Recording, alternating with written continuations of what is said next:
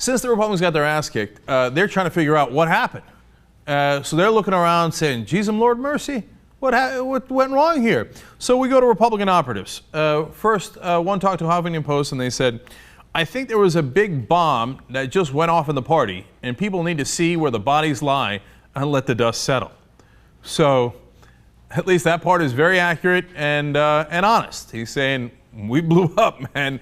And understand why he's saying that and why a lot of these other Republicans are saying it, because they thought, we can't lose to Obama. We have terrible unemployment. The economy is not recovered. And he's black. Okay, how do we lose to that guy? We hate him so much. The country's got to be with us. They got to hate him just as much. We can't lose to that guy. But they did. And so once they lost to that guy, they're like, oh, Jesus, yeah, there's some chance we suck. So now here comes the blame game. Erickson from Red State first says, well, let's blame Romney. He says Romney stood for nothing and everything at the same time. Sure, not conservatism, but Romney. And then he blames Romney's advisors. He calls them outside charlatans, many of whom will now go work for Republican super PACs, making six-figure salaries.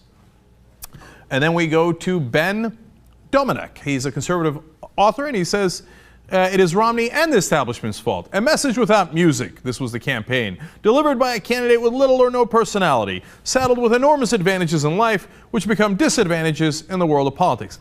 I love that one, because he's saying the problem was that Romney was too rich. A Republican is saying that. Okay, great. I mean, they are really, really hurt. So then we go to Richard Viguerie, who is actually one of the huge part of the conservative movement in the past. You know, how much power he has now is a different question. But he blames, in fact, quote, literally, the failed Republican leadership. And who else does he blame? Quote, the Republican Party establishment. All right, looking for more excuses, Henry Barber, Republican out of Mississippi. Of course, his brother is Haley Barber, who was governor there. He says, I don't think anyone on our side understood or comprehended how good their turnout was going to be. The Democrats do voter registration like a factory, like a business, and Republicans tend to leave it to the blue hairs. Again, think about that. Here are the Republicans who brag about being so methodical and efficient and businesslike, et cetera, and now saying, I don't know, man, we got a bunch of old people registering people, and those Democrats, they're a machine. They run things so well.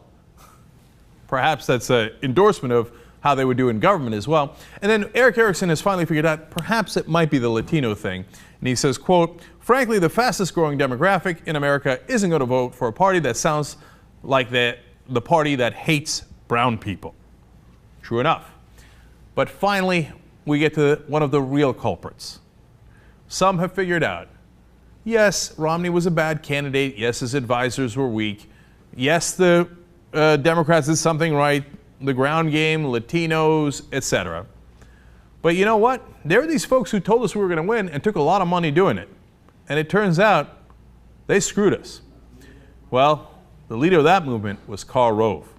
His groups combined took in $400 million. To be fair, $390 million. The results?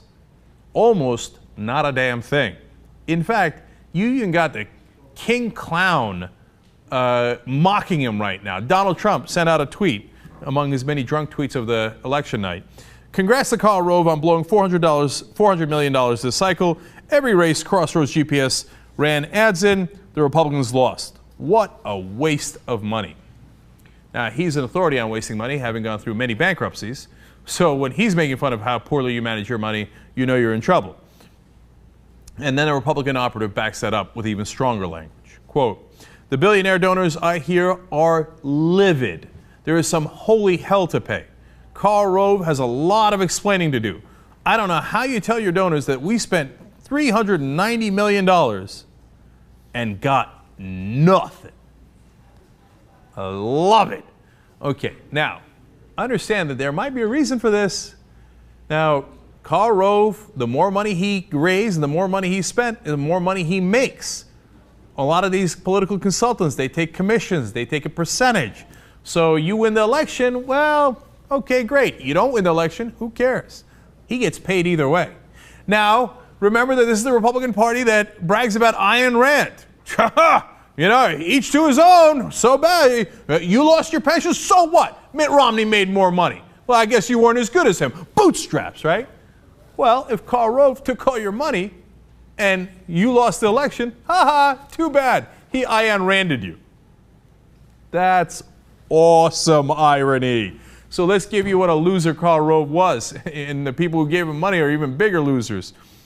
They did an analysis at the Sunlight Foundation. Out of the $103 million that American Crossroads specifically spent on ads, their return on investment was 1.29%. They calculate that based on how many victories that they had in the different races that they spent money on. 1.29%. Loser. Loser. All right, get a look. And then Crossroads GPS, another Rove group. Not much better. Over 70 million spent. Return on investment, a ridiculously low 14.4%. Now, I want to give you some context here, because not every group did this poorly. Planned Parenthood Votes, for example, is, of course, a liberal group, pro-choice group, and that's the kind of group that all the conservatives have been saying for my entire life, they're way outside the mainstream. Nobody's going to vote for those people. The kooky liberals. Of course not. Well, they spent a lot of money, too. They spent over $5 million. Nothing like the hundreds of millions the Republicans spent. $5 million. Return on investment, 98.58%. In other words, nailed it. The people they supported kept winning. You know what the real answer is? It's because they're on the right side. It's not that the people at Planned Parenthood are geniuses and Karl Rove's an idiot. It's that more Americans are pro-choice. In fact, 77% of Americans believe that abortion should be illegal. Conservatives, your real problem is you're on the wrong side. American people don't agree with you. You can give Karl Rove $390 million, you can give him $3.9 billion, and it ain't going to change that. The only thing it's going to do is make Karl Rove richer. In fact, Chris Redfern, Ohio Democratic Party chairman, says, Karl's getting his cut. He probably made, I'm guessing, $30 to $50 million this cycle by shaking down the oligarchs. Which is terrific, by the way.